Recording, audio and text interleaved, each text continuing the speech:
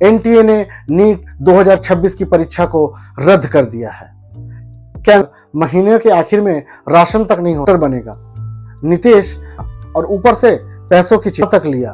अगर बेटा डॉक्टर बन गया तो शायद हमारी जिंदगी बदल गया। उसके चेहरे पर पहली बार सुकून था। उसने अपने पिता स्टूडेंट ने वायरल पेपर्स को असली पेपर से मिलाना शुरू किया। 100 लेकिन सिस्टम की बीमारी वही रही। जब एजुकेशन सिस्टम में करप्शन जैसे स्टूडेंट्स सिर्फ मेहनत पर भरोसा करते हैं, फिर छात्रों का गुस्सा सड़कों पर उतर आया।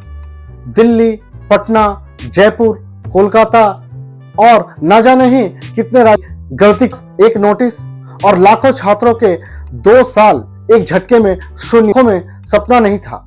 बस एक बैरियर को पूरी तरह बदल देना चाहिए। और अगर आप ऐसे ही सच दिखाने। जय हिंद। नमस्कार दोस्तों, कैसे हैं आप? आज हम जिस टॉपिक के बारे में बात करेंगे वो काफी सेंसिटिव और हार्ट ब्रेकिंग है। जी हाँ दोस्तों, 22 लाख छात्रों के साथ धोखा। भारत का सबसे बड़ा मेडिकल एंट्रेंस एग्जाम, 22 लाख छात्रों का सपना, माँ बाप के खून पसीने की कमाई, और उसी परीक्षा पर अब इतिहास का सबसे बड़ा सवाल, क्या सच में भारत में डॉक्टर बनने की कीमत अब मेहनत नहीं बल्कि 30 लाख रुपए है? आज सिर्फ एग्जाम कैंसिल नहीं हुआ है, आज लाखों छात्रों का भरोसा टूटा है।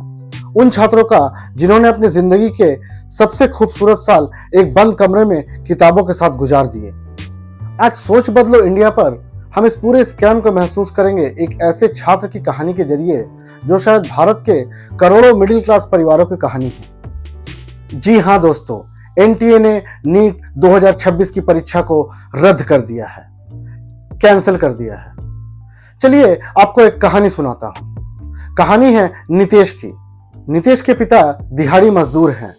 घर की हालात इतनी खराब थी कि कई बार महीने के आखिर में राशन तक नहीं होता था, लेकिन फिर भी उस परिवार ने अपने बेटे का सपना मरने नहीं दिया।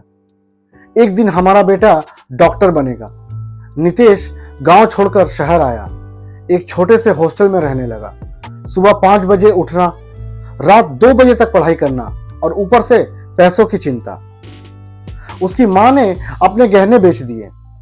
पिता ने लोगों से उधार तक लिया। अगर बेटा डॉक्टर बन गया तो शायद हमारी जिंदगी बदल जाएगी। फिर आता है नीट एग्जाम का दिन, 3 मई 2026। पूरा देश एग्जाम सेंटर के बाहर खड़ा था। पेरेंट्स मंदिरों में प्रार्थना कर रहे थे। नीतीश भी उन्हीं लाखों बच्चों में से एक था। पेपर बहुत ही अच्छा गया। उसके चेहरे पर पहली बार सुकून था। उसने अपने पिता को फोन किया, पापा पेपर बहुत ही अच्छा गया है। पिता ने सिर्फ इतना कहा, बस बेटा अब शायद भगवान सब ठीक कर दे। लेकिन कहानी में अभी सबसे बड़ा ट्विस्ट आना बाकी था। 4 मई की सुबह सोशल मीडिया पर अचानक न्यूज फैलने लगी कि नीट की पेपर लीक हो चुकी है। स्टूडेंट ने वायरल पेपर्स को असली पेपर से मिलाना शुरू किया।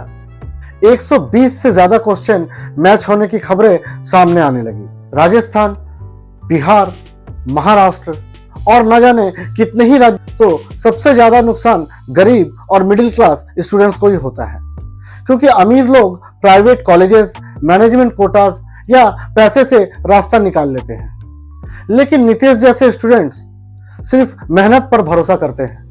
फिर छात्रों का गुस्सा सड़कों पर उतर आया। दिल्ली, पटना, जयपुर, कोलकाता और न जाने ही कितने राज्यों में स्टूडेंट्स सड़कों पर उतर आए। उनका एक ही कहना था, हमारी गलती क्या थी? 11 मई 2026 को मीडिया रिपोर्ट्स में दावा किया गया पेपर 10 से 30 लाख रुपए तक में बेचे गए। एक तरफ नीतीश जिसके पिता हॉस्टल की फीस भरने के लिए उधार ले रहे हैं और दूसरी तरफ सूटकेस में भविष्य खरीदे जा रहे हैं।